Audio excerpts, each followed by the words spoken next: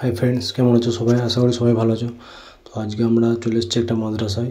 তো এখানকার যে বাচ্চারা আছে তাদেরকে খাওয়াবো আর সেই সুন্দর মুহূর্তগুলো তোমাদের সঙ্গে শেয়ার করবো। তো চলো দেখতে থাকো আর এনজয় করো।